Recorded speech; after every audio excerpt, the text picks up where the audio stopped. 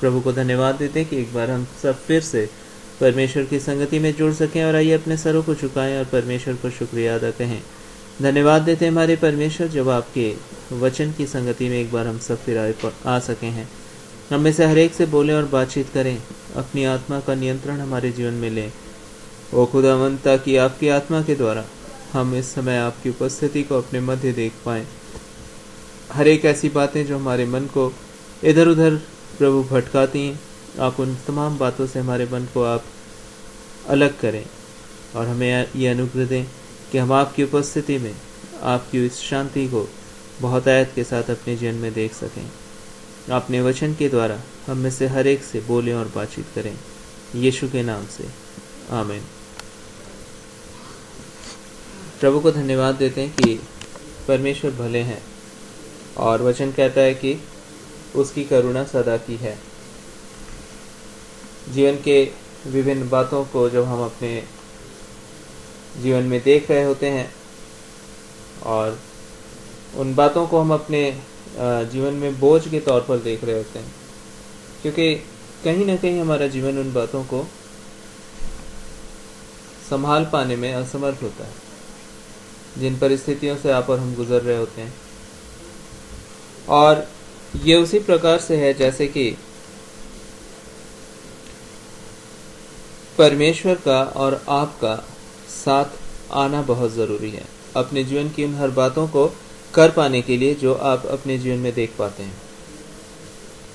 परमेश्वर ही आपके पूरक हैं, या आपकी पूर्णता और मेरी पूर्णता केवल परमेश्वर में होती है।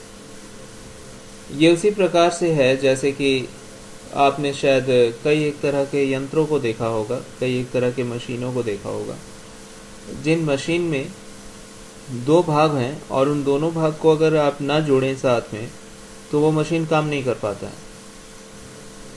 और इस वजह से आपको उन दोनों भाग को लाना पड़ेगा और तभी वो मशीन काम कर पाएगा। अपने आप शरीर को देख सकते हैं कि हमारा शरीर जो है वो उसी प्रकार से काम करता है कि शरीर जब संपूर्ण शरीर काम कर रहा होता है ढंग से, सही तरीके से शरीर के सारे अंग काम कर रहे होते हैं, तभी ये आप शरीर में स्वास्थ्य अपने शरीर में देख पाते हैं। अगर आपके शरीर का एक अंग भी किसी प्रकार से अस्वस्थ होता है तो उससे आप पूरे शरीर में अस्वस्थता को महसूस करते हैं। और हमारा जीवन परमेश्वर के साथ भी ऐसा ही है। परमेश्वर ने हमें अपने प्रेम से बनाया, अपने प्रेम से हमारे जीवन की रचना की, हमसे प्रेम किया इससे पहले कि उन्होंने हमें रचा। और प्रेम का एक स्वभाव होता है कि जिससे वो प्रेम करता है वो हमेशा अपने पास उसको देखना चाहता है, रखना चाहता है। एक माँ जब अपने बच्चे को देखती है जो उससे जन्म लेता है, वो उसके प्रति स्नेह से भरी होती है और वो बच्चा हमेशा ही अपने माँ को ढूंढ रहा होता है, उस वक्त भी जबकि वो बहुत छोटा होता है। उसे बहुत बातों का ज्ञान नहीं होता है, लेकिन उसको अपने माँ का ठीक समझ होता है। और जब भी उसकी माँ उसे गोद में ले लेती तो उसको बहुत सुकून और इत्मीनान होता है। जब भी आप किसी से आपका हृदय अपने बच्चों से या अपने किसी एक भी जन से, अपने परिवार से प्रेम कर रहा होता है तो शायद उसके बदले में आपको बहुत कुछ दे दिया जाए, तो भी आप कभी भी नहीं चाहेंगे कि आप उसे खो दें जो आपका है। जो आपके लोग हैं, जो आपके बच्चे हैं, आप उनको खोना नहीं चाहेंगे, चाहे आपको उसके बदले में क्यों ना बहुत ज़्यादा धन संपत्ति और क्यों ना दूसरे चीज़ें दे दी जाएं या दूसरे बच्चे दे दिए जाएं, लेकिन आपका हृदय हमेशा लगा रहेगा कि नहीं, जिससे मैं प्रेम करता हूँ या जो मेरा है, जो मेरा प्रिय है, वो मेरे पास हो। और इसी तरह से प्रेम जो है वो हमेशा चाहत रखता है, जिससे वो प्रेम करता है उसके लिए भला चाहता है, उससे दूर नहीं रहना चाहता, उसे अपने पास रखना चाहता है। और जब भी वो दूर हो उससे वो ढूंढ रहा होता है। परमेश्वर का धन्यवाद दें कि परमेश्वर ने भी बड़े ही प्रेम से आपको और मुझको रचा, और उनकी बड़ी चाहत थी कि हम उसके पास हों, उसके साथ हों। और ये उसी प्रकार से है कि कहीं ना कहीं यदि आप परमेश्वर से दूर हो जाए या मैं परमेश्वर से दूर हो जाऊं, तो परमेश्वर हमें ढूंढते हैं। और हम और परमेश्वर, आप और परमेश्वर ऐसे हैं जैसे कि दोनों एक दूसरे के बिना परिपूर्णता को नहीं देख पाते हैं। परमेश्वर का हृदय संपूर्ण रूप से आनंदित नहीं होता जब तक कि आप जिनसे वो प्रेम करते हैं आप उनके पास ना हो। परमेश्वर को अच्छा लगता है जब जिससे वो प्रेम करते हैं वो उसके पास होता, जब हम आप उसके पास होते हैं जिनसे वो प्रेम करते हैं।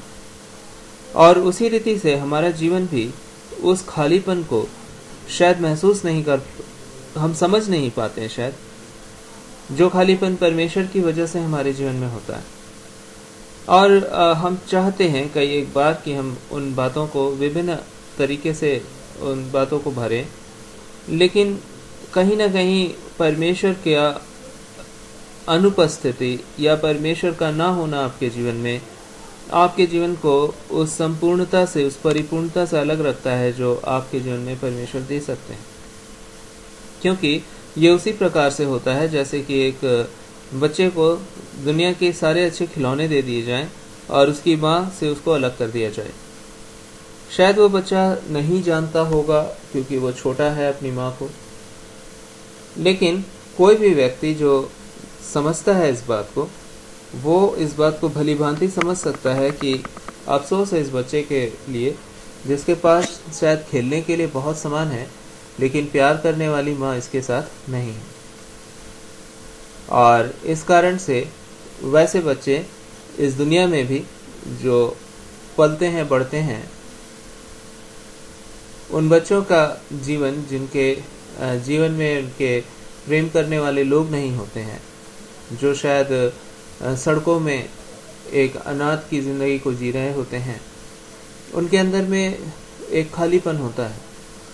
और वो खालीपन एक प्यार का जगह होता है जो जिसके बजाय उन्होंने अपनी ज़िंदगी में वो बड़े हुए। और इसलिए बहुत ऐसी बातें उनके जीवन में नहीं पाई जाती हैं या कमी पाई जाती हैं जिन बातों को उनके प्रेम करने वाले माता पिता के द्वारा ही केवल पूरा किया जा सकता था। और मुझे आज भी याद है कि परमेश्वर के बहुत ही अच्छे परमेश्वर के जन जॉयल ऑस्टिन ब्रदर का एक बार बहुत सालों पहले मैं एक आर्टिकल पढ़ रहा था, और उसमें ब्रदर ने एक मैसेज शेयर, एक घटना का वर्णन किया था। और उस घटना में उन्होंने बताया कि दो जुड़वा बहनें पैदा हुई, और शायद ये जॉयल ऑस्टिन भाई का था या जोसेफ प्रिंस ब्रदर का, मुझे अभी ध्यान नहीं है, लेकिन उन्हीं में दोनों भाइयों में से किसी एक ब्रदर ने इस मैसेज को शेयर किया था। उसमें दो बहनें जो जुड़वा पैदा हुई थीं, उनका जब जन्म हुआ तो उन दोनों को अलग अलग स्थान पे जन्म होने के बाद उनको रखा गया। और जैसे ही वो बच्चा, एक बच्ची जो थी उसकी तबीयत बहुत ज़्यादा ख़राब होने लगी, और जब वो बच्ची की तबीयत ख़राब होने लगी तो डॉक्टर तमाम कोशिश कर रहे थे और उस जुड़वा बच्चा को बचाने की कोशिश उनकी कर तो रहे थे, लेकिन वो सफल नहीं हो पा रहे थे, और बच्चे की हालत जो है और भी बुरी होती जा रही थी, और बच्चा गंभीर से गंभीर स्थिति में जा रहा था। और इस वजह से उस समय एक नर्स या उस समय जो वहाँ पाए जाने वाले चिकित्सा में लोग थे, उन लोगों ने तुरंत उसमें से एक ने क्या किया कि दोनों बच्चों को फिर से एक ही जगह रख दिया। और जैसे ही दोनों बच्चों को एक जगह रखा तो जो बच्ची स्वस्थ थी उस बच्ची ने अपना हाथ किसी तरह से जो बच्ची अस्वस्थ थी उसके ऊपर रख दिया, जबकि दोनों ही बिल्कुल बिल्कुल मासूम बच्चे थे। उनको वो जन्म अभी पाए हुए कुछ समय ही हुए थे उनके, और कुछ ही दिनों में आप समझ सकते हैं कि उन बच्चों में ज़्यादा समझ नहीं था। वो बहुत ही शिशु अवस्था में थे, बहुत ही नवजात बच्चों में से वो पाए जा रहे थे। बहुत कम दिनों के बच्चे थे वो। लेकिन जैसे ही जो स्वस्थ बच्ची थी उसने अस्वस्थ बच्चे के ऊपर अपना हाथ रखा, धीरे धीरे उस अस्वस्थ बच्चे का जो भी तबीयत में खराबी थी वो ठीक होने लगा, और वो धीरे धीरे वो बच्ची ठीक हो गई। और इस बात को रेस्क्यू हब के नाम से, या फिर एक ऐसा गला मिलना जो किसी की जान को बचा सके, इस चीज को वहाँ पे उस फोटो को भी दिखाया गया जहाँ उस बच्ची ने अपनी बहन के ऊपर अपना हाथ रखा, और आगे चल करके वो बच्चे अच्छे से स्वस्थ रहे और बड़े हुए। तो आप देख सकते हैं कि जब आप किसी परिपूर्णता, जहाँ प्रेम की आवश्यकता, जहाँ साथ की ज़रूरत होती है, अगर उस चीज़ को उस स्थिति को अलग कर दें, तो शायद उस छोटे बच्चे को नहीं मालूम था कि वो क्यों बीमार हो रही है, उसको तो कुछ भी नहीं समझता। लेकिन जब उसकी बहन उसके पास आती है और अपना हाथ उसके गले पर या उसके कंधे पर रख देती है, उसके ऊपर रखती है, तो वो ठीक होने लगती है। कई एक बार हम और आप भी नहीं जानते कि हम क्यों बोझ से भरे जीवन को जी रहे हैं, लेकिन परमेश्वर ने आपको और मुझको ऐसा प्रेम किया है कि उसका प्रेम ही है जो हमें स्वस्थ रख सकता है, मानसिक तौर से, शारीरिक तौर से, आत्मिक तौर से। हम परमेश्वर से अलग होकर के एक आशीषित जीवन की कल्पना भी नहीं कर सकते। अगर हम सोचते हैं और जीते भी हैं, तो याद रखें कि ये जीवन बिल्कुल से ही एक खालीपन से भरा हुआ जीवन है। उस खालीपन के जीवन में खिलौने बहुत हो सकते हैं, एक बच्चे के जीवन में जैसा खिलौना भरा होता है, लेकिन शायद उसकी माँ उसके जीवन में ना हो। वो उसी तरह के बच्चे होते हैं जिनके जीवन में वो दुख, या अभागे बच्चे होते हैं जिनके पास उनके केयर करने वाले, उनसे प्यार करने वाले उनके माँ बाप ना रहें। और प्रभु का धन्यवाद हो कि परमेश्वर सदा आपका साथ देने के लिए, आपका साथ पाने के लिए हमेशा तैयार है। परमेश्वर क्योंकि एक नवजात बच्चा नहीं जो कि समझ ना रखता हो।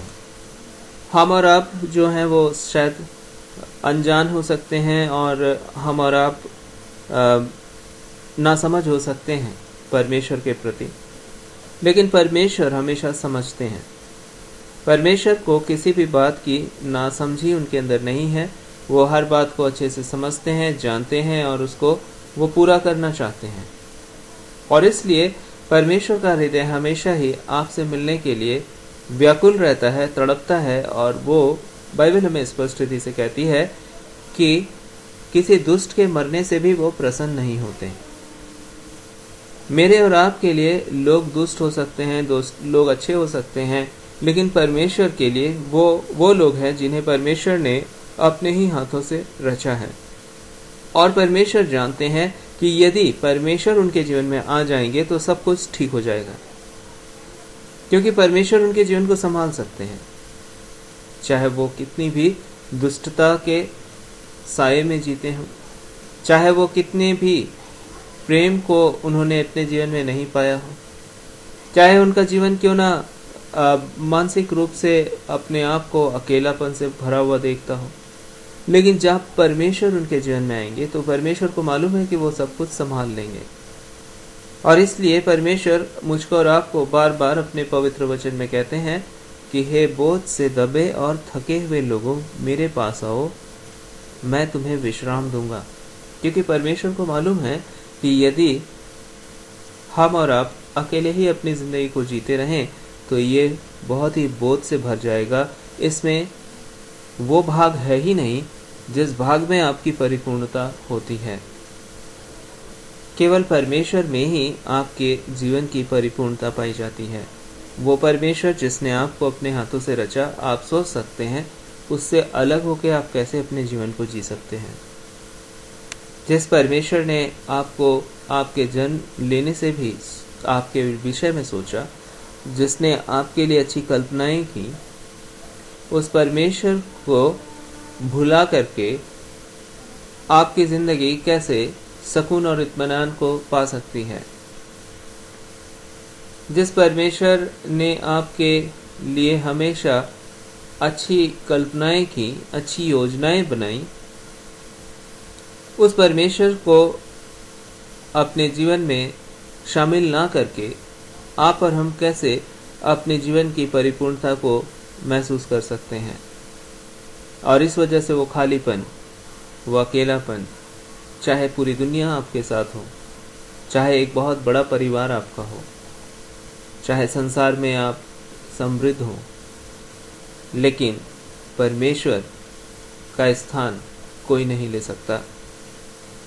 वो जिसने आपको अपने हाथों से बनाया, वो जिसने अपनी सांस आपके नथनों में फूंका, वो जिसने आपके लिए चाहत रखी। जब आप अपने माता के गर्भ में रचे जा रहे थे, बाइबल बताती है उसने मेरे बेडौल तत्व को देखा कि मेरा और आपका जब कोई अस्तित्व नहीं था, उसने हमारे लिए सोचा और हमें अपने ही हाथों से बनाया, और इतनी खूबसूरती से बनाया कि इस दुनिया में अरबों लोग हैं, खरबों लोग हैं शायद, लेकिन उनमें से हर एक का संरचना अलग है। कोई भी व्यक्ति एक दूसरे के साथ एक समान नहीं है। परमेश्वर ने आपको और मुझको बिल्कुल यूनिक बनाया, एक अतुलनीय बनाया। आपकी तुलना संसार के किसी अन्य व्यक्ति से नहीं की जा सकती। जब आने वाले समय में, इन दिनों में जब मेडिकल साइंस, चिकित्सा विज्ञान बहुत बढ़ गया, तो उन्होंने इस बात को जान लिया कि परमेश्वर ने जब मनुष्य की रचना की, और आज भी जब परमेश्वर मनुष्य को रचते हैं, हर एक को, तो हर एक का जीवन जो है, हर एक का अस्तित्व जो है, वो बिल्कुल ही अलग है। उसकी तुलना दुनिया के किसी अन्य व्यक्ति से नहीं की जा सकती। और इसलिए आज के समय में मेडिकल साइंस भी, चिकित्सा विज्ञान भी किसी भी मनुष्य के यूनिकनेस को या उसके अस्तित्व को जो केवल उसका है, उसको पहचान लेता है विभिन्न टेस्ट के माध्यम से। और आपको तुरंत से वो पहचान लेंगे कि ठीक है, आप कौन हैं। आपके थंब इम्प्रेशन, आपका अंगूठे का निशान किसी और अन्य से नहीं मिलता। परमेश्वर का धन्यवाद दें। यही वजह है कि आज के ज़माने में जब आप विभिन्न प्रकार के बैंक में जाएं या फिर कई तरह के सुरक्षा की चीज़ों को आप भरें, तो उस वक्त आपका थंब इम्प्रेशन ले लिया जाता है। आपके बहुत सारे शरीर के अंग ऐसे हैं जिनको परमेश्वर ने बहुत ही यूनिकनेस दी है, जिसके जैसा और कोई नहीं है पूरी दुनिया में। आपको लग सकता है कि अब मेरा क्या अस्तित्व है जीवन में, मैं हूँ ही क्या, मैं तो बस शायद ज़्यादा पढ़ा लिखा भी नहीं, शायद मेरे पास बहुत अच्छा जॉब नहीं, शायद मेरे जीवन में बहुत अच्छी बातें नहीं, और मुझसे अच्छे तो बाकी सभी लोग दिखाई देते हैं। लेकिन परमेश्वर को धन्यवाद दें कि आपका जीवन पारिवारिक तौर से, आर्थिक तौर से, और क्यों ना शारीरिक तौर से, आत्मिक तौर से अपने आप को तुच्छ गिनता है या अपने आप को बहुत छोटा समझता है। लेकिन परमेश्वर की दृष्टि में आप बिल्कुल एक अकेले, उसके हाथों की बनाई गई रचना है, जिसकी तुलना वो कभी किसी से नहीं करते, और नहीं तो वो ऐसा करते हैं कि ठीक है, एक को बनाया ऐसा ही बाकी को भी बना दो। लेकिन उन्होंने आपके लिए बिल्कुल ही अलग विचार रखा, आपके लिए बिल्कुल ही नया सोच रखा, ताकि आपको नए ढंग से बनाए और आपके जैसा पूरी दुनिया में कोई भी ना हो। परमेश्वर का धन्यवाद दें, ये परमेश्वर की इच्छा आपके लिए है। और इस वजह से आज परमेश्वर आपको कहना चाहते हैं कि भले ही महत्व किसी और का तुम्हारे लिए हो या ना हो, कोई और तुम्हारे जीवन को महत्वपूर्ण समझे ना समझे, लेकिन मेरी दृष्टि में तुम्हारा महत्व है। तुम मेरे बहुत ही खास हो, जिसे मैंने बहुत ही सोच करके बनाया है। तुम मेरे हो और मेरी कल्पनाएं तुम्हारे लिए भली हैं, उनमें से एक भी बुरी नहीं। और आज परमेश्वर आपसे और मुझसे कहना चाहते हैं कि मेरे पास आओ, क्योंकि मैं ही तुम्हारी परिपूर्णता हूँ। यदि तुम मुझ में बने रहो और मैं तुम में, तो बहुत सा फल लाओगे। लेकिन मुझसे अलग होकर तुम कुछ भी नहीं कर सकते। मैं पेड़ हूं तो तुम डालियां हो। जो मुझ में बना रहता है वो बहुत फल लाता है, लेकिन जो मुझसे अलग होता है वो सूख जाता है। परमेश्वर और आप एक दूसरे के पूरक हैं। परमेश्वर में ही आपकी परिपूर्णता है और परमेश्वर तो अपने अंदर संपूर्ण है।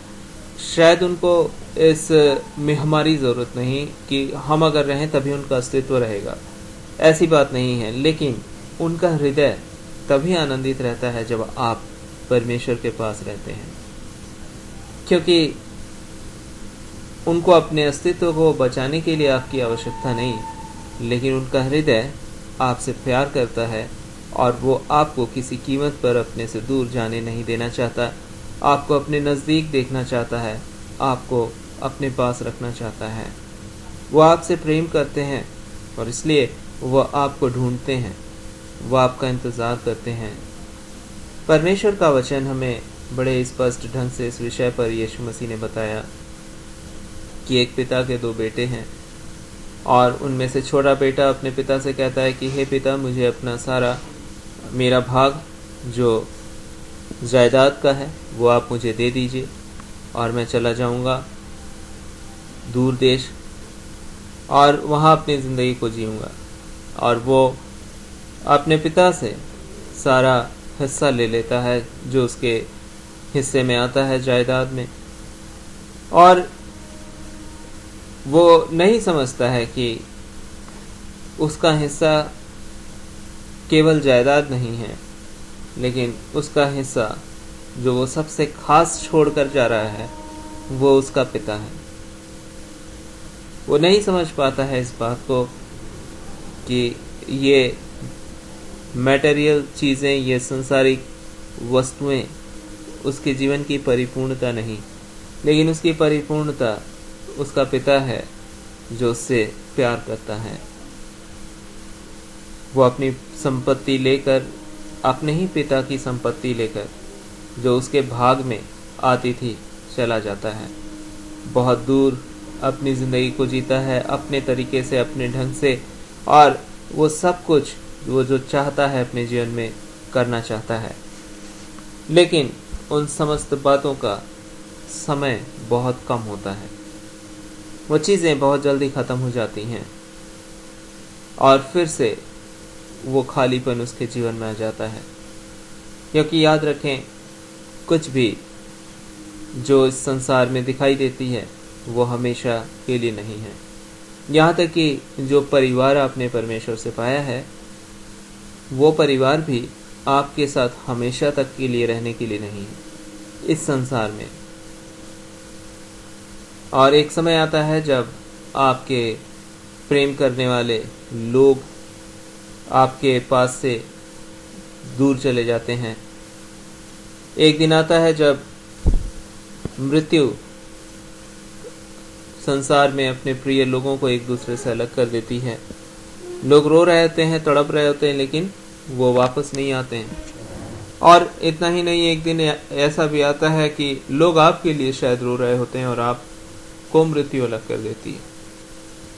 और उस वक्त सब कुछ जो इस पृथ्वी पर एक परिवार के तौर पर देखा जाता है, वो धीरे धीरे एक फैमिली समाप्त हो जाती है और उनके आने वाली पीढ़ियां रह जाती हैं।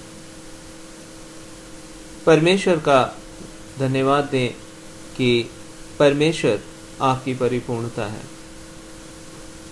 भले ही चीज़ें समाप्त होती जाएं, लेकिन परमेश्वर सदा आपके साथ रहने के लिए तैयार है।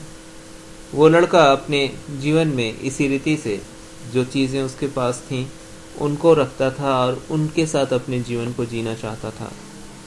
और इसलिए जब वो बहुत दूर देश को चला जाता है, धीरे धीरे सारी चीज़ें ख़त्म हो जाती हैं और वो अपने आप को खालीपन और अकेलेपन में देखता है। हालात एक से नहीं रहते हैं। जब वो गया था तब तो शायद बड़े अच्छे समय थे, लेकिन धीरे धीरे उस देश में बहुत अकाल पड़ जाता है और वो देश जो है एक अकालग्रस्त देश होता है जहाँ अनाज की कमी होती है। और उस समय तक उस लड़के की सारी संपत्ति भी ख़त्म हो चुकी होती है और वो दाने दाने के लिए तरस रहा होता है।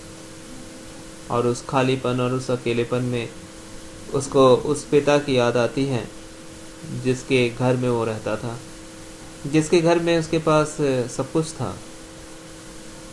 और लेकिन अब उसका हृदय अपने अंदर इतना टूट चुका होता है कि उसे लगता है कि मेरा पिता कैसे मुझे अपना बेटा कहेगा।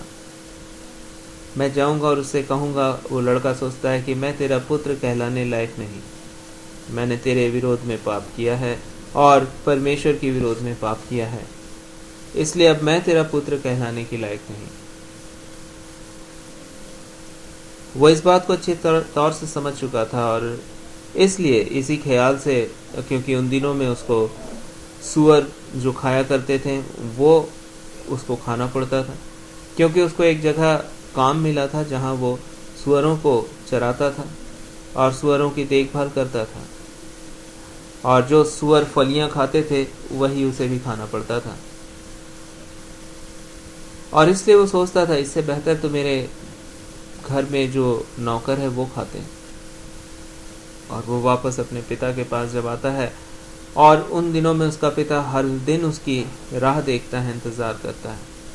आप देख सकते हैं कि उस बेटे के मन को तो शैतान ने बहका दिया था। उस बेटे का मन तो अपने पिता के प्रेम को ठुकरा के जा चुका था, लेकिन उसका पिता हर दिन उससे प्रेम करता था, हर दिन उसकी राह देखता था, हर दिन उसका इंतज़ार करता था, क्योंकि उसका पिता मैच्योर था।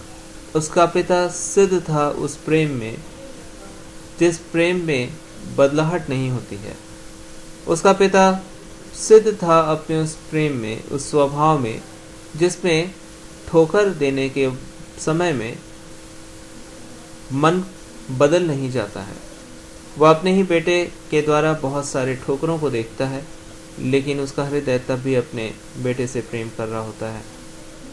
उसकी ही आधी संपत्ति उसका बेटा लेकर चला जाता है और हम कह सकते हैं कि वो जितना धनी था उसमें अब वो उतना धनी नहीं रहा होगा, लेकिन उसकी संपत्ति का आधा भाग जा चुका था।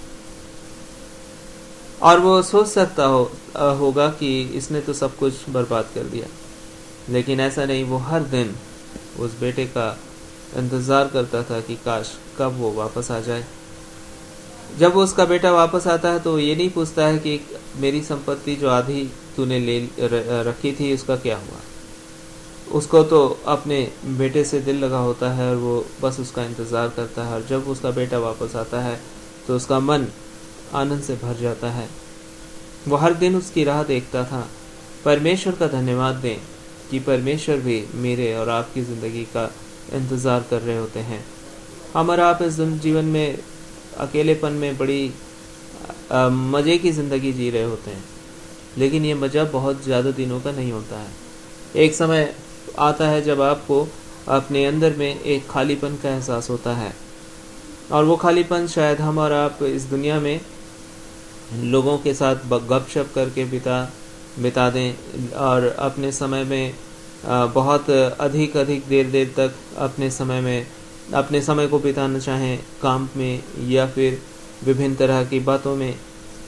लेकिन कोई भी चीज़ें आपके अंदर परिपूर्णता को नहीं ला सकती हैं। आप देखें आज के समय में लोग अपने मन को खुश करने के लिए टीवी के सामने बैठे होते हैं, घंटों गुजार देते हैं, लेकिन टीवी उनके दर्द को महसूस नहीं कर सकता। अच्छे से अच्छे वो सोचते हैं कि हम पिक्चर देख लें, मूवीज़ देख लें, लेकिन वो मूवीज़ उनके भावनाओं को महसूस नहीं कर सकता। यहाँ सिर्फ एक तरफा कम्युनिकेशन होता है कि जो उस टीवी में आ रहा हो, जो उस टीवी में लोग कह रहे हों, वो लोग अपनी बात कह के चले जाते हैं उसके सामने, लेकिन उसकी बात को सुनने वाला कोई नहीं होता है। और वो सोचता है कि मेरा मन बहल जाएगा उन दूसरी की बातों को सुन के, लेकिन उसका मन तभी हल्का होगा जब उसकी बात कोई सुने। लेकिन वो अपने जीवन को इसी धोखे में गुजारता रहता है कि ठीक है, सब कुछ ठीक है, और एक अच्छा प्रोग्राम देख लूँगा और थक जाऊँगा तो फिर नींद आ जाएगी। लेकिन वो खालीपन हर दिन उसके जीवन को भर रहा होता है, उस खालीपन से जिसका उस परमेश्वर के प्रेम के द्वारा ही केवल भरा जाना काफ़ी है। जब वो लोगों के साथ मिलता है, लोग उसको बातचीत करते हैं, गपशप करते हैं, और इसके बजाय कि लोग उसको समझें, उसके जीवन को और भी समझाना ही केवल चाहते हैं। और इसी वजह से जब आप वैसे लोगों के मध्य होते हैं, आपसी टकराव और भी मन की वेदनाएं बढ़ना और भी बहुत सारी ऐसी बातें आपके जीवन में बढ़ती जाती हैं, जिसकी वजह से इसके बजाय कि आपका मन हल्का हो, आपका मन और भी बोझ से भर जाता है। पहले तो आप केवल अपने ही दुखों से दुखी थे, लेकिन अब जो रही सही कमी थी वो आपके दोस्तों ने आपसे बात करके आपको दुखी बना दिया। अय्यूब परमेश्वर के वचन में लिखा है, अय्यूब के दोस्त आए थे, वो बड़ा दुखी था, बहुत परेशान था, क्योंकि शैतान उसके पीछे पड़ा था कि किसी तरह से भी उसको परमेश्वर के रास्ते से हटा दे। और उसके जीवन में आफत थी, मुसीबत का समय था, दुख था, शैतान उसके विरोध में काम कर रहा था। परमेश्वर को उस पर भरोसा था, नहीं, चाहे कुछ भी हो जाए, अय्यूब मेरा इनकार कभी ना करेगा। जब उसके दोस्तों को मालूम चलता है, क्योंकि वो इन बातों को ना तो समझ पाते थे ना देख पाते थे, क्योंकि ये बातें स्वर्ग से ऑपरेट हो रही थी, चल रही थी, और उसका प्रभाव अय्यूब के जीवन में पड़ रहा था। शैतान पुरजोर कोशिश में लगा था कि किसी तरह अय्यूब को गिरा दे, लेकिन परमेश्वर उसकी ओर आशा भरी निगाहों से देख रहे थे कि मेरा अय्यूब कभी भी मुझे लज्जित होने नहीं देगा। मेरा भरोसा इस पर है, मेरा संतान है, मैं इससे प्यार करता हूँ। और परमेश्वर को भरोसा था इस बात का, और इसलिए परमेश्वर ने शैतान को कहा था कि तू जो कुछ करना कर ले, लेकिन उसके प्राण की हानि मत करना। और अय्यूब के बुक में जब आप पढ़ेंगे बाइबल में, तो उसका विस्तृत वर्णन आपको मिलेगा। लेकिन उसी समय उसके दोस्त आ जाते हैं उसको सहानुभूति उससे जताने के लिए, बातचीत करने के लिए, उसको शांति देने के लिए। सच में उसके अच्छे दोस्त थे वो, इसलिए 7 दिनों तक तो वो बैठ करके रोते ही रहे। कई दिन गुजर गए और उसके बाद उन्होंने अपने मुंह खोले और एक दूसरे से बातें करना शुरू किया।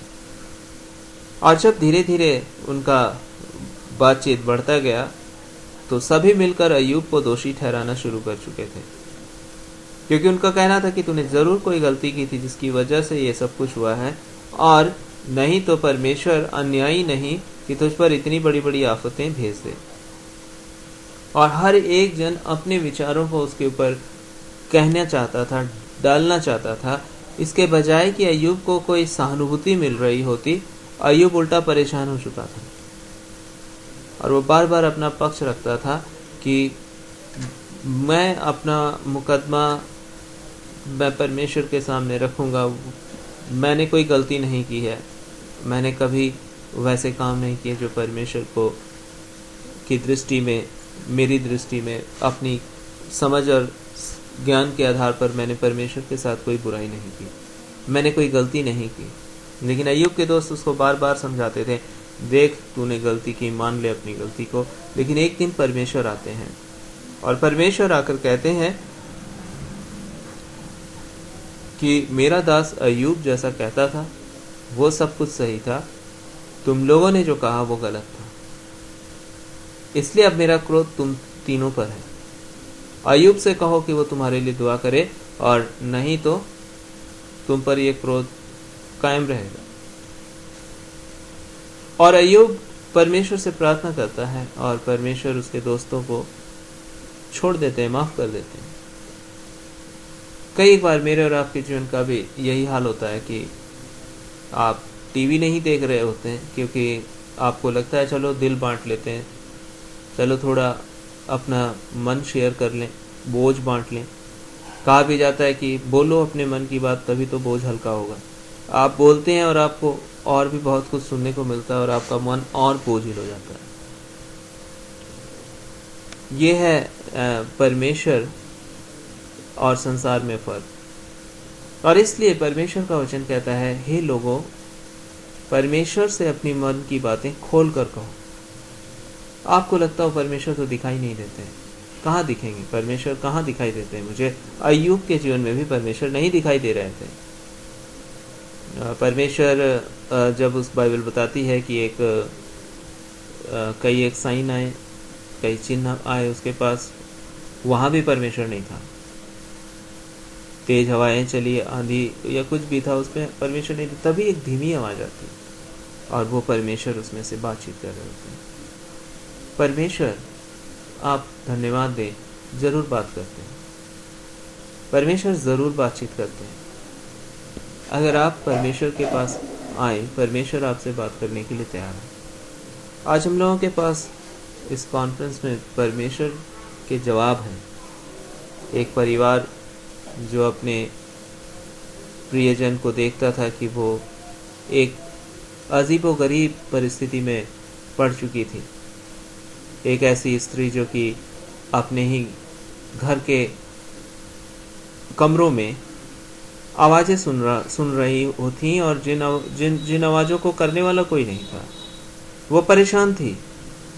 उसे लगता था कि कोई है जो उस घर में बैठा हुआ है। वो चाहती, वो देखती और वहाँ कोई नहीं होता। घर के लोग परेशान थे कि आखिर इसके जीवन में क्या हो रहा है।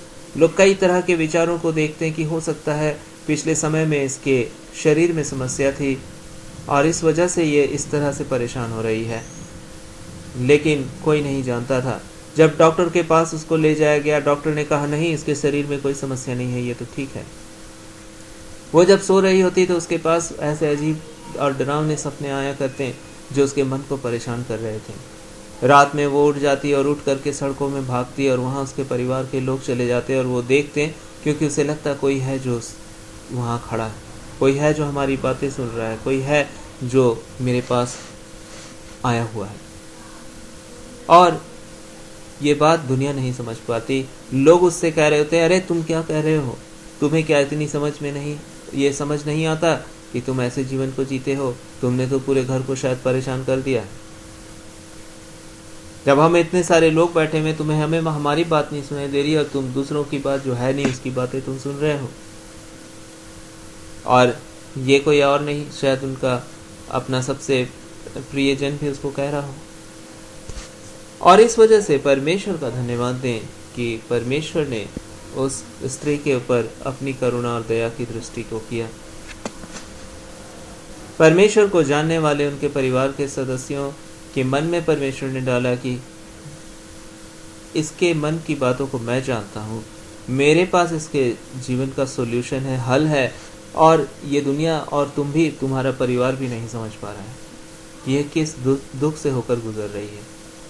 उसके ही परिवार में लोग कहते हैं कि हमें देखकर अफसोस लगता, वो इतनी स्वस्थ और तंदुरुस्त है, लेकिन आज उसका जीवन जो है कितना दुखी हो चुका है, उसका शरीर कितना कमज़ोर हो चुका है, वो अंदर से कितनी टूट चुकी है। लेकिन परमेश्वर का धन्यवाद दें, परमेश्वर अपने बच्चों से प्रेम करते हैं। और इस वजह से शायद उस समय उसको कोई नहीं समझ पा रहा था, जब परमेश्वर से दुआ की गई, जब परमेश्वर उसके जीवन में आए, उसको जब बताया गया कि यीशु को बोलना, यीशु मुझे अच्छा करिए, जब उनको कहा गया कि नहीं, अन्य वस्तुओं से भटकने की आवश्यकता नहीं, क्योंकि तुम्हारे पास परमेश्वर है, तुम्हें अब किसी अन्य जगह अपने परेशानियों को कहने की आवश्यकता नहीं, लोगों के पास नहीं, अन्य बातों की ओर नहीं, सिर्फ परमेश्वर की ओर अपने मन को लगाओ, सिर्फ परमेश्वर को देखो, यीशु मसीह से बोलो, क्योंकि यीशु मसीह सचमुच में जीवता परमेश्वर है। वो एक ऐसा जीवता परमेश्वर है जिसने मृत्यु पर जय को हासिल किया और उसने प्रमाणित किया कि परमेश्वर जो केवल जो अमर है वो परमेश्वर यीशु मसीह है। क्योंकि परमेश्वर का गुण है कि वो मर नहीं सकते और आज भी वो जिंदा है। और यीशु इस पृथ्वी पर जब आए तो परमेश्वर यीशु मसीह ने तीसरे दिन मृत्यु पर को समाप्त कर दिया और वो मृत्यु पर जयवंत हुए और वो आज भी जीवित है। और इसलिए अमरता केवल उसी की है, वो मृत्यु पर हारे हुए नहीं, लेकिन मृत्यु पर जयवंत परमेश्वर है। और जो मृत्यु से हार जाए वो परमेश्वर नहीं, लेकिन जो मृत्यु को अपने नियंत्रण में रखे और मृत्यु को समाप्त करे, जिसके सामने सारी शक्तियां दुनिया की हार जाती हैं, वही एकमात्र जीवता परमेश्वर है। और परमेश्वर का धन्यवाद दें कि जब परमेश्वर हमारे मध्य यीशु के नाम से इस पृथ्वी पर आए तो उन्होंने अपनी हर एक गुणों को प्रकट किया। और आज इसलिए जब उस स्त्री ने परमेश्वर से बातें की, अपने मन की, जब उसके परिवार के लोगों ने परमेश्वर के सामने अपने प्रियजन की बातों को रखा, उसके जीवन में छुटकारा था। परमेश्वर का धन्यवाद हो, वो बातें समाप्त हो गई, क्योंकि परमेश्वर उससे प्रेम करते थे। परमेश्वर का धन्यवाद दें, यदि परमेश्वर आपके जीवन में है तो सब कुछ संभल सकता है। इसलिए नहीं क्योंकि सब कुछ संभल जाएगा, क्योंकि परमेश्वर सब कुछ संभाल लेंगे। आज के दिन परमेश्वर आपसे बातचीत करना चाहते हैं। परमेश्वर आपकी परिपूर्णता है। परमेश्वर आपसे मिलना चाहते हैं। परमेश्वर आपको अपने वचन के द्वारा कहना चाहते हैं कि मेरे बच्चों, मेरे पास आओ और अपने मन की बातें खोल कर कहो मुझसे, मैं सुनना चाहता हूँ। मैं तो तरसता हूँ तुम्हारी बातों को सुनने के लिए। आज ही के दिन यदि मेरा मन आज के दिन में कई बार जब व्याकुल होता या कमज़ोर होता, और आप और मुझको, या मैं अपने अनुभवों को आपके साथ बांटना चाहूँगा कि जब लगता कि किसके साथ जाऊँ, बोलूँ, बातें करूँ, और तभी धन्यवाद हो, परमेश्वर हमारे साथ है। जब परमेश्वर से कहता और परमेश्वर से कहता है, प्रभु आप मेरी बातों को सुनिए, मुझे आप हियाव दीजिए, मुझे आप इनकरेज कीजिए, मुझे आप मुझे बताइए, आप मुझसे बातचीत कीजिए। और तब परमेश्वर की उपस्थिति आती और तब परमेश्वर का धन्यवाद हो कि तब यही लगता कि ओ परमेश्वर आप मेरे साथ हैं, आपका साथ होना मेरे लिए काफ़ी है। परमेश्वर कहते हो जिन बातों से तू परेशान हो रहा है, क्यों परेशान होता है, देख भविष्य की बातों से परेशान हो रहा है, तो मैं तुझे बताना चाहता हूँ कि भविष्य में क्या है। आज दुनिया में लोग चले जाते हैं हाथ दिखाने के लिए, अंगूठियाँ पहनते हैं, ज्योतिषों के पास जाते हैं, हंसी आता है। परमेश्वर के वचन में लिखा है मनुष्य के ऊपर भरोसा करते हैं भविष्य के लिए, चांद और सितारों पर भरोसा करते हैं भविष्य के लिए, पत्थरों पर भरोसा करते हैं भविष्य के लिए, लेकिन परमेश्वर के पास नहीं जाते जिसके हाथों में हमारा भविष्य है और जिसका वचन हमें कहता है मेरी योजनाएं तेरे लिए भली हैं, उनमें से एक भी बुरी नहीं, मैं तेरे लिए अच्छी कल्पनाओं को करता हूँ। और जब परमेश्वर के पास मैं जाऊं या आप जाएं, जब मैं परमेश्वर के पास गया, परमेश्वर ने साफ रीति से बताया मेरे पास तेरी लिए अच्छी योजनाएं हैं, तू जिस बातों के लिए सोच रहा है, ये बात पहले से मैंने तेरे लिए सही कर कर रखा हुआ है, बस तुझे चिंता करने की ज़रूरत नहीं, क्योंकि मैं सब कुछ करूँगा। और देख, तू पिछली बातों को देख, क्या मैंने तेरे लिए सब कुछ अच्छा नहीं किया? तो पिछली बातों को देख, क्या मैंने तेरे लिए बेहतरीन चीज़ों को नहीं बनाया रखा? क्या इन दिनों में मैंने तेरे लिए अच्छे काम नहीं किए? और जब आप परमेश्वर के पास जाते, परमेश्वर आपसे बातचीत करते, जब परमेश्वर आपको बोल रहे होते, तब आपको दिखाई दे रहा होता है सब कुछ सही सही, और नहीं तो आप परेशान हो रहे होते हैं। आप नहीं कर सकते, ये सच है, लेकिन परमेश्वर तो कर सकते हैं। आपके पास शायद आगे नहीं मालूम क्या होने वाला, लेकिन परमेश्वर तो जानते हैं। और सबसे बड़ी बात है, आपसे शायद आगे क्या करना है नहीं हो सकता है, लेकिन परमेश्वर से तो हो सकता है। और परमेश्वर तो आपसे प्यार करते हैं, और परमेश्वर के पास अच्छी योजनाएं हैं आपके लिए। बाइबल बताती है दुनिया की सबसे बेहतरीन योजना आपके लिए परमेश्वर के पास है। दुनिया की कोई शक्ति इतनी अच्छी योजना नहीं बना सकता आपके लिए, आप भी नहीं बना सकते, लेकिन परमेश्वर आपके लिए भली योजनाओं को बना कर रखे हुए। बाइबल हमें स्पष्ट से बताती है, मेरी योजनाएं तेरे लिए भली हैं। भली हैं, योजनाएं हैं परमेश्वर के पास आपके लिए, और भली योजनाएं हैं।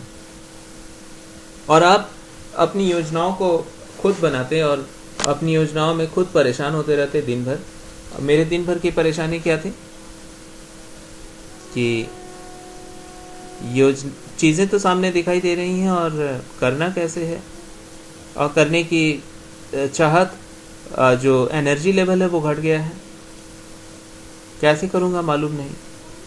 और एक प्रेशर है, क्या होगा आगे, चीज़ें दिख रही हैं लेकिन पता नहीं कैसे करना है। और आप अपनी और मैं अपनी कोशिशों से हम लोग चाहते हैं कि परिस्थितियां बदल जाएं। परमेश्वर परिस्थितियों को बदलते हैं, और सच बोलूं तो परमेश्वर के पास सारी परिस्थितियां बदली हुई हैं आपके लिए। सिर्फ आपको परमेश्वर के पास जाना है, परमेश्वर से कहना है।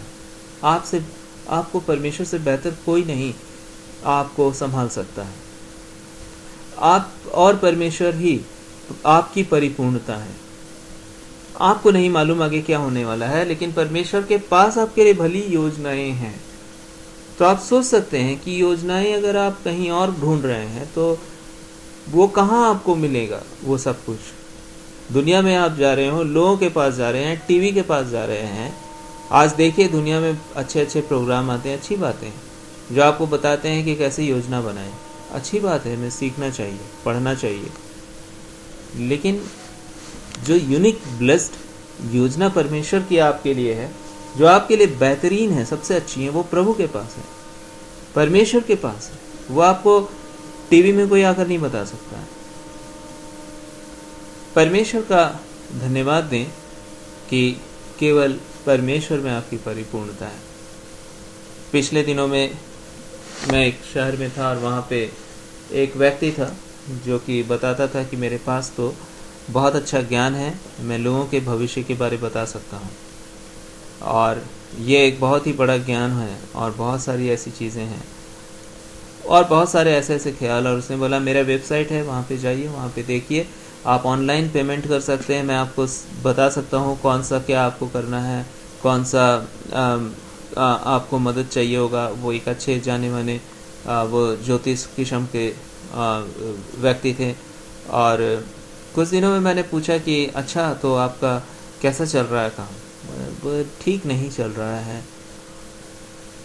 तो मुझे खुद ही लगा कि ये व्यक्ति दूसरों की ज़िंदगी को सुधारने के लिए रास्ते बता रहा था, और ये खुद ही इतना परेशान है कि ठीक नहीं चल रहा।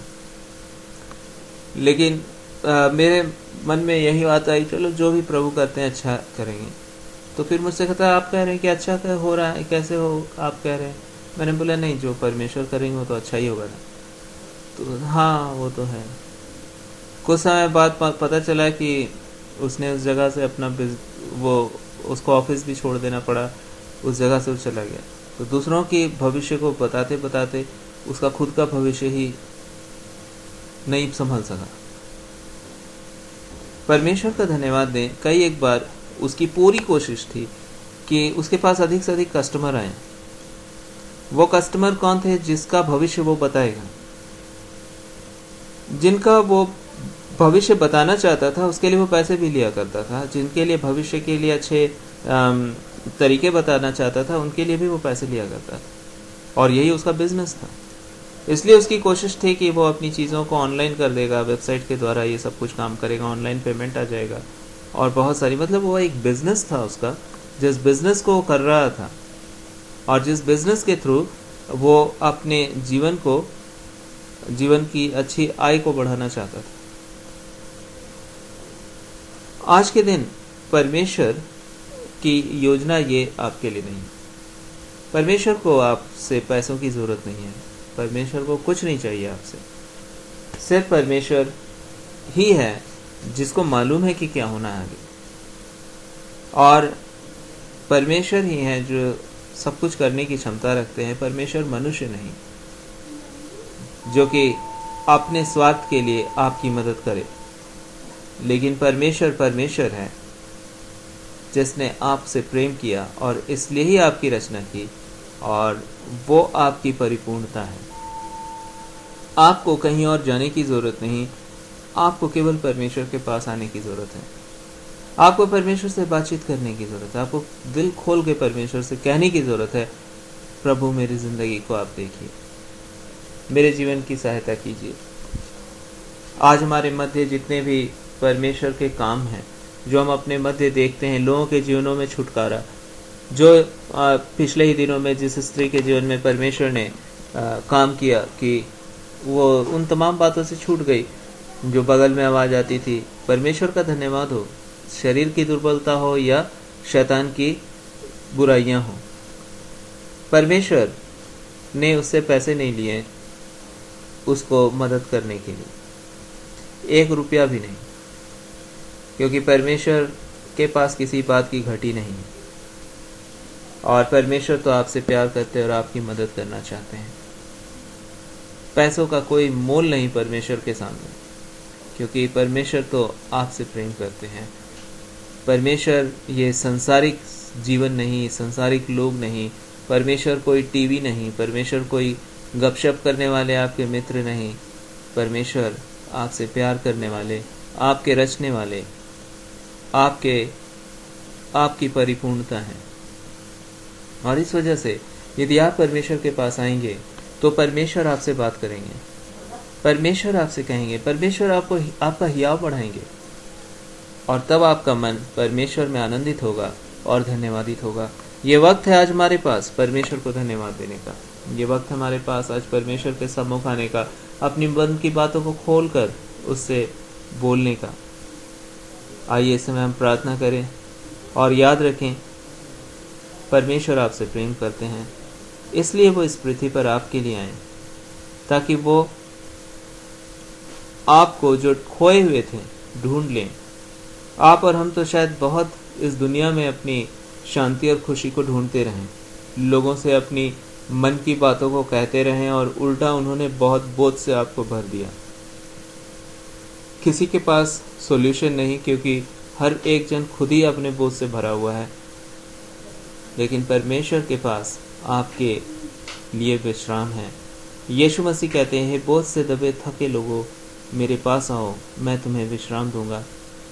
परमेश्वर आपसे कहना चाहते हैं, जिन बातों की तू फिक्र चिंता कर रहा है, देख मेरे पास इन तमाम बातों में तेरे लिए पहले से ही अच्छी योजना बनाकर मैंने रखा हुआ है। तो जिस बात की अभी बारे में सोच रहा है उसमें तेरे लिए बहुत अच्छा भविष्य है। मैंने तेरे लिए उन तमाम बातों को पहले से ही संभाल लिया है, सब कुछ सेटल्ड है, सब कुछ ठीक है।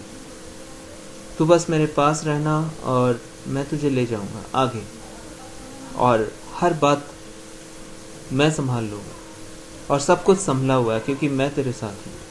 मेरे लिए सब कुछ संभव है, तेरे लिए मैं चाहता हूँ करना, और मैंने तेरे लिए सोच रखा है, और सब कुछ ठीक है। इसी वजह से तुझे फिक्र करने की जरूरत नहीं। तू हियाव बांधना, कमजोर मत होना।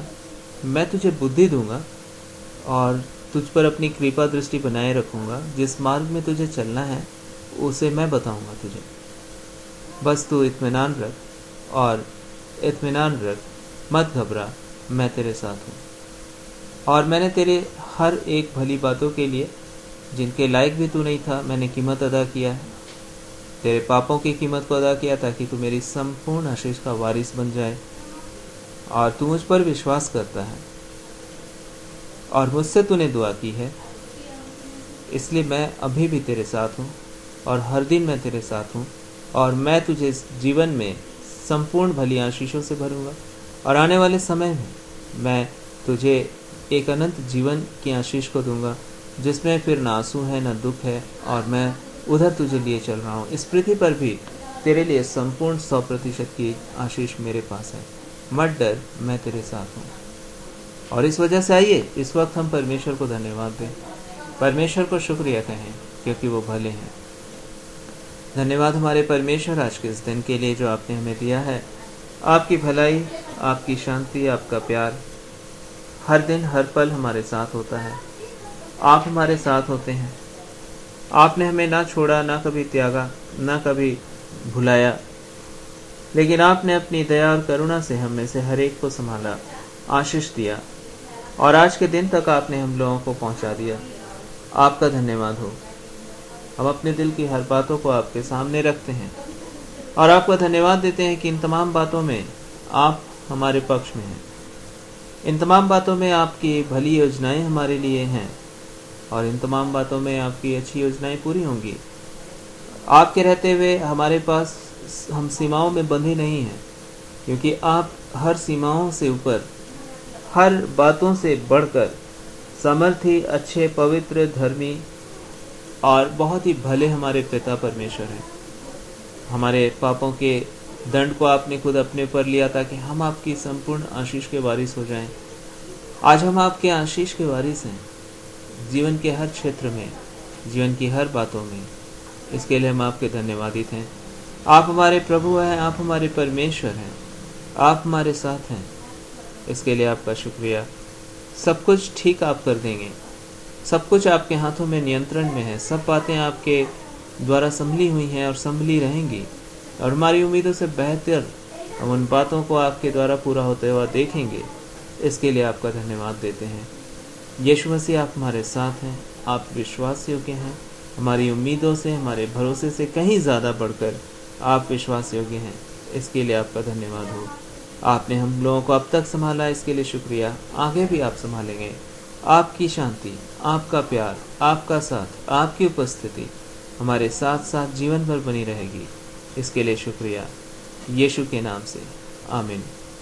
आइए समय हम परमेश्वर की प्रार्थना एक साथ बोलें और आज का कॉन्फ्रेंस हम यहीं समाप्त कर देंगे। हे हमारे पिता, आप जो स्वर्ग में हैं, आपका नाम पवित्र माना जाए, आपका राज्य आए, आपकी इच्छा जैसे स्वर्ग में पूरी होती है वैसे इस पृथ्वी पर पूरी हो। हमारे रोज़ की रोटी आज हमें दीजिए। जैसे हमने अपने अपराधियों को क्षमा किया वैसे आप भी हमारे अपराधों को क्षमा करिए। हमें परीक्षा में ना लाइए बल्कि बुराई से बचाइए, क्योंकि राज्य, पराक्रम और महिमा सदा आपकी है, आमीन। सारी आदर, महिमा, प्रशंसा केवल यीशु मसीह को देते हुए आज का कॉन्फ्रेंस हम लोग यहीं समाप्त करते हैं। परमेश्वर आपको अपनी बेहतरीन आशीषों से भरेंगे, आपको अपने बेहतरीन अनुग्रहकारी हाथों में संभाले रखेंगे। वो ना आपको कभी छोड़ेंगे, ना कभी आपको धोखा देंगे। वो आपसे प्रेम करते हैं, वो आपके साथ हैं।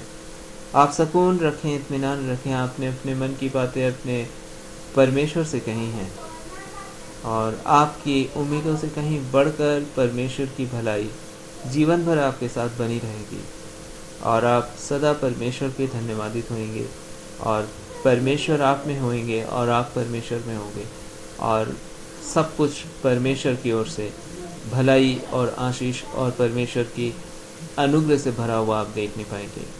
सारी आदर महिमा केवल यीशु मसीह को देते हुए आज का कॉन्फ्रेंस हम लोग यहीं समाप्त करते हैं, यीशु के नाम से, आमीन। परमेश्वर को धन्यवाद दें, क्योंकि परमेश्वर ने आपको भी यह अवसर दिया है आज के दिन कि आप भी अपने पापों से पूरी क्षमा प्राप्त कर सकते हैं और परमेश्वर की इन आशीषों के वारिस बन सकते हैं। यदि आप चाहें तो आप मेरे पीछे इस प्रार्थना में शामिल हो सकते हैं। पिता परमेश्वर, आपका धन्यवाद हो कि आपने मुझसे प्रेम किया है और मेरे पापों की क्षमा के लिए आपने मसीह यीशु में होकर मेरे ही पापों की हर एक सजा को अपने ऊपर ले लिया। आपने अपने जीवन को मेरे लिए बलिदान कर दिया, अपने पवित्र लहू को मेरे लिए बहने दिया। पिता, आपका धन्यवाद हो, आपका धन्यवाद हो, क्योंकि आपने मेरी मृत्यु को भी सहा और तीसरे दिन आप मृतकों में से जी उठे और आपने मेरी मृत्यु को भी समाप्त कर दिया। आज भी आप मेरे साथ हैं और सदा तक आप मेरे साथ होंगे।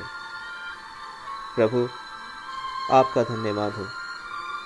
आज से आप मेरे प्रभु और मेरे उद्धारकर्ता हों और मुझे आपके संतान के तौर पर जीने का अनुग्रह दें। यीशु के नाम से आमीन। निश्चय जाने, जब आपने ये प्रार्थना की, परमेश्वर ने आपको क्षमा दिया है और यह अनुग्रह दिया है कि आप परमेश्वर के साथ उसकी संतान के तौर पर केवल ये जीवन नहीं वरन अनंत जीवन भी जी सकें। परमेश्वर आपकी सहायता करे, आपको ऐसे माध्यम दे जिससे कि आप परमेश्वर को और दृढ़ता से जान सकें और उन असीम आशीषों को इस जीवन में प्राप्त कर सकें जो केवल इस जीवन में ही नहीं लेकिन सदा तक आपके साथ बनी रहेगी। परमेश्वर आपको बहुत आयत के साथ आशीष दें। परमेश्वर से लगातार बातचीत करें प्रार्थना के माध्यम से और उसके वचनों को पढ़ें और परमेश्वर निश्चय आपको अपनी समस्त भलाइयों से भरेंगे और आप परमेश्वर की आशीषों को देखने पाएंगे। यीशु के नाम से आमीन।